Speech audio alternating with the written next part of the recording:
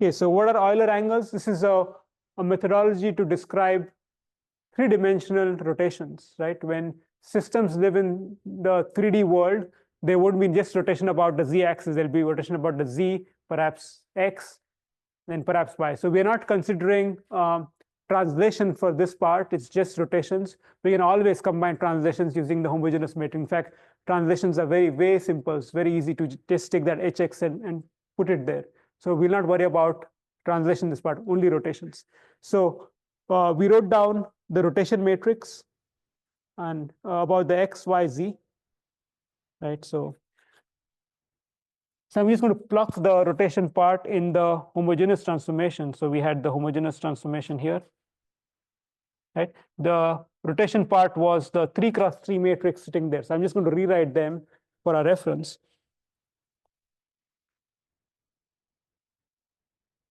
Okay, so we'll always use phi for rotation about the x-axis. The formula for that is 1, 0, 0, 0 cosine phi minus sine phi 0. Then we have rotation about theta. So about the y-axis. So that would be 1. So cosine theta 0 sine theta 0, 1, 0 minus sine theta 0. So just remember that this minus is not a mistake. It's how it is.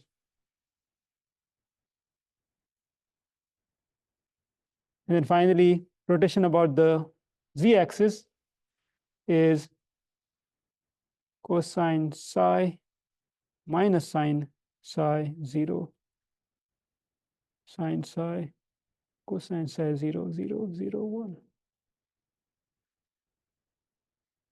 Okay, so this is just rotations about x, y, and z. The question is, if I take an object and I rotate it about x, and then y, and then z, or x, then y, then x, how will you describe the motion? So that is where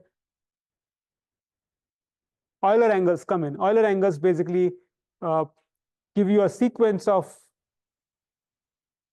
gives you a sequence of motions you need to do in order to arrive at a configuration of interest. So if you want to describe the orientation of an object which goes arbitrary rotations, then you describe rotations about 3 axes in succession, and that is enough to describe the rotation matrix. So Euler angles is a method to do it.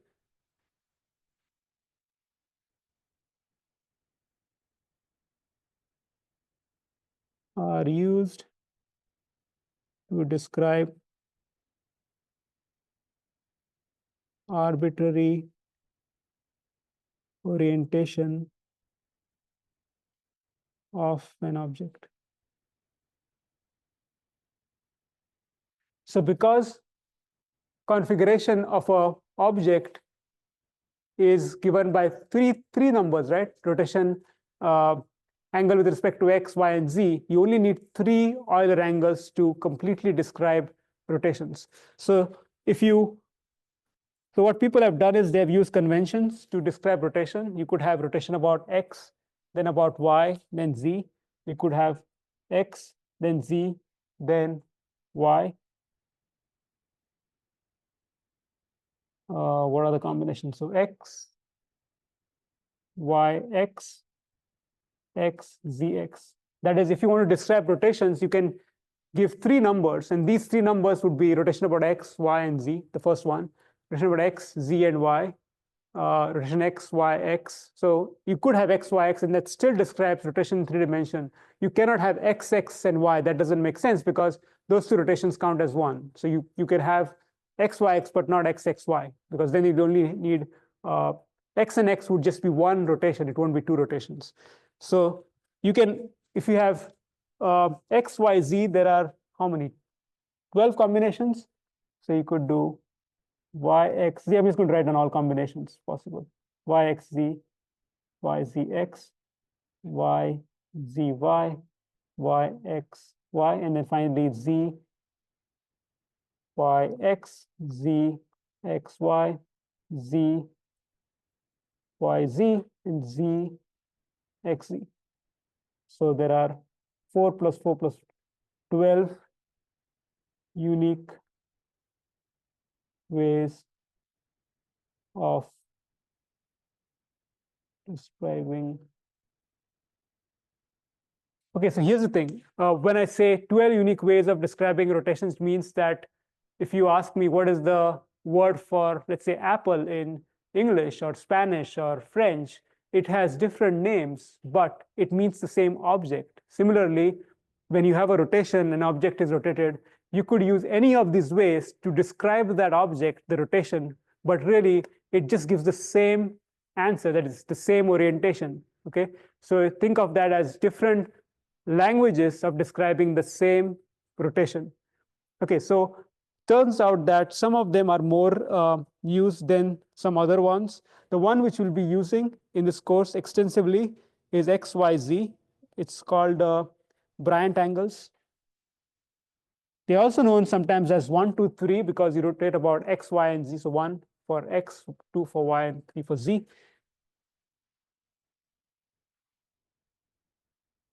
Okay, so the simulator will be using MuJoCo uses this one. You can actually use any of them in MuJoCo, but the default one happens to be 1 to 3, and that's the one we'll use. But the ZXY has another name, Z 3 to 1, sorry, ZYX, this one. This is known as the Tate-Bryant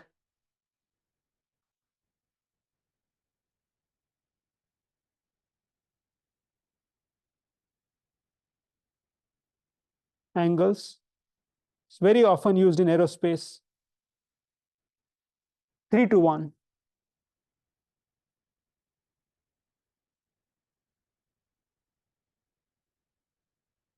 Okay.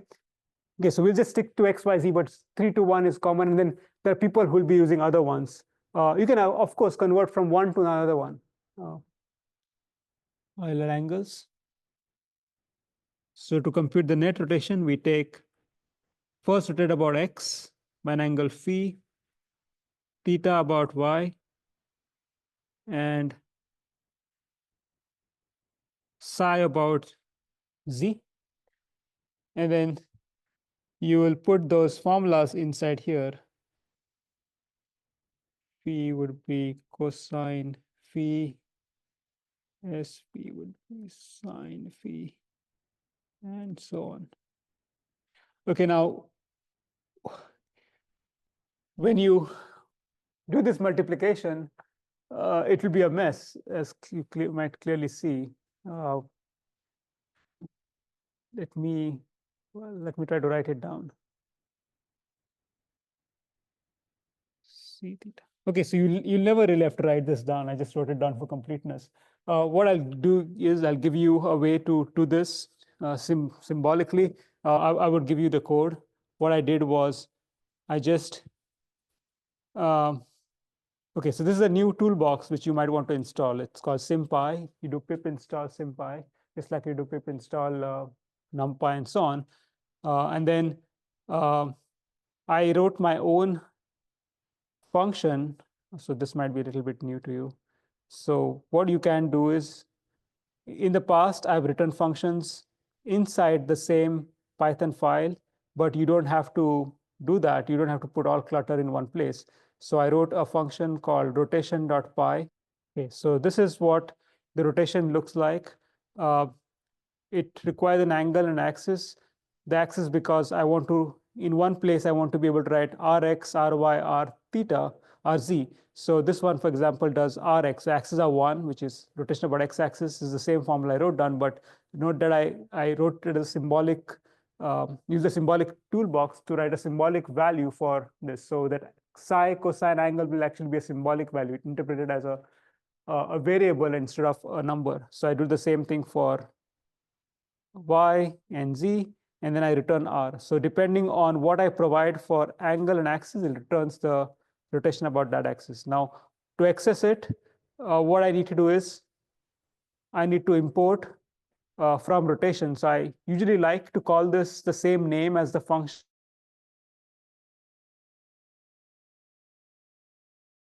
For example, the name of that file, and then you could say from our import rotation. That's fine. Rotation happens to be a function inside the same name file, right? Rotation. So you need to import that. So I like to do this because it just makes my life easy. I just don't have to remember different names.